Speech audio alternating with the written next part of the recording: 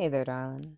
Tonight we're going to read The Ant and the Grasshopper from Once Upon a More Enlightened Time by James Finn Garner. In the world of the ancient Greeks, agriculture was still in a state of advanced rudimentariness. The farm ecosystems were diverse and healthy, with indigenous free-range plants and thriving insect colonies sharing space with the domesticated crops. As a result, the fields of wheat and grapes were filled with a variety of vigorous, forward-looking, and well-spoken insects. The most industrious of these was the ant. All summer long he worked in the hot sun, storing away grain and seeds in anticipation of a long winter. In that same field lived a grasshopper, whose life was very free from care, since he had long ago rejected the bourgeois money-grubbing concept of making it. To him, the ideal existence was to enjoy nature in an unstructured and playfully exploratory manner, and he often took advantage of its beneficence by sleeping most of the day. At other times, he would sing joyfully in the meadow, chirip, chirip, thus keeping alive the rich oral tradition of the grasshoppers. This alternative attitude did not go unnoticed by the ant as he toiled in the heat and dust. When he saw the grasshopper enjoying life on his own terms, it made every orifice in his exoskeleton cinch up tight. "Look at that grasshopper," the ant muttered to himself, sitting around on his abdomen all day, singing his blasted songs. When will he ever show some responsibility? To call him a leech would be an insult to all the hard-working segmented worms in this country. He's just watching me, waiting for the chance to jump me and take everything I work so hard for. That's the way it is with his phylum. For his part, the grasshopper was also watching the ant, but with an entirely different train of thought. "Look at that ant," he mused, "working so hard to accumulate his little store of grain. And for what? If only he would try to be a little more zen-like. He might understand that to the stone 1 kernel of grain is the same as 1,000, and the rain never has to worry about its penmanship." So the summer went. The ant, a quintessential Type A personality, worked himself into a frenzy every day, but his selfish and socially responsible activity took its toll. He developed a peptic ulcer, had some scares with thorax pains, and lost most of the hair on the top of his head. In mid-September, his wife left him and took the pupae, but he scarcely noticed.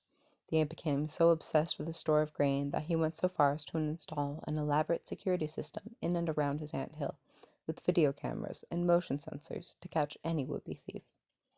In between naps, the grasshopper watched all this with detached curiosity.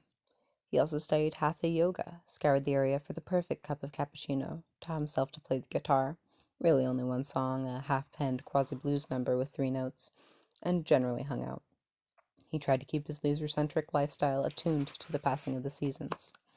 When the weather turned less congenial, he planned to go to Australia and do a little surfing. But winter arrived early that year, or summer left too soon, depending on your climatic orientation, and the fields were quickly barren. The unfortunate grasshopper found himself a victim of the capriciousness of meteorological change. He went hopping about the field, looking for sustenance of any kind. He would have settled for a crumb, a husk, a bit of tofu, but nothing edible could be found. Soon the grasshopper spotted the ant, lustily dragging a full cornstalk behind him. The grasshopper's hunger got the better of his pride, and he walked over, intending to ask the ant to share a little of his immense hoard. But as soon as he caught sight of the grasshopper, the ant began to scream. "Ah, what do you want? What are you doing here? You've come to take my cornstalk, haven't you? I know you've been plotting the day when you would snatch away everything I own. Your type are all the same." The grasshopper tried to interrupt, but the ant raved on. "Don't say anything. Don't try to work your wiles on me with your sob stories and empty promises. I've worked hard for what I have, even if that might not be fashionable in some circles." The grasshopper said politely, "But surely, brother ant, you have more than you could ever possibly eat." "That's my business," said the ant, "and we don't live in some blood-sucking socialist state. Yet. Get with the program, grasshopper. The only place where success comes before work is in the dictionary." "I was planning to go to Australia, see, but the weather, changed and all the food has disappeared."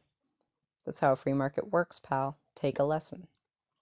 "Forgive me, brother ant, but I feel obliged to say, I think you need to work on your karma. The aura you're giving off is full of negative energy, which you could easily convert into positive by simply, look, you want to get all mystical on me? Then tell me, what's the sound of one bug starving? Ha!"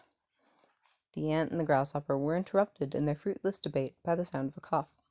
They turned and saw the huge mantis, bigger than the two of them put together.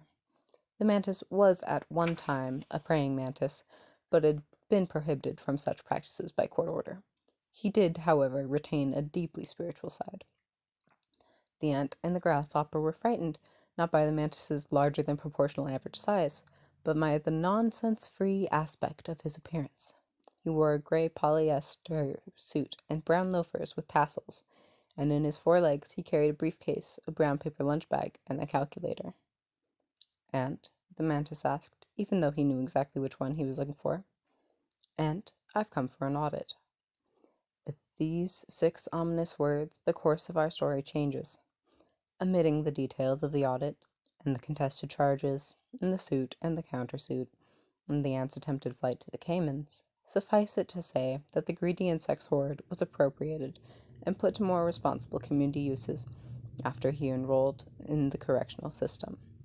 The grasshopper, meanwhile, organized a program for young area insects eager for cultural interchange with countries with warmer climates.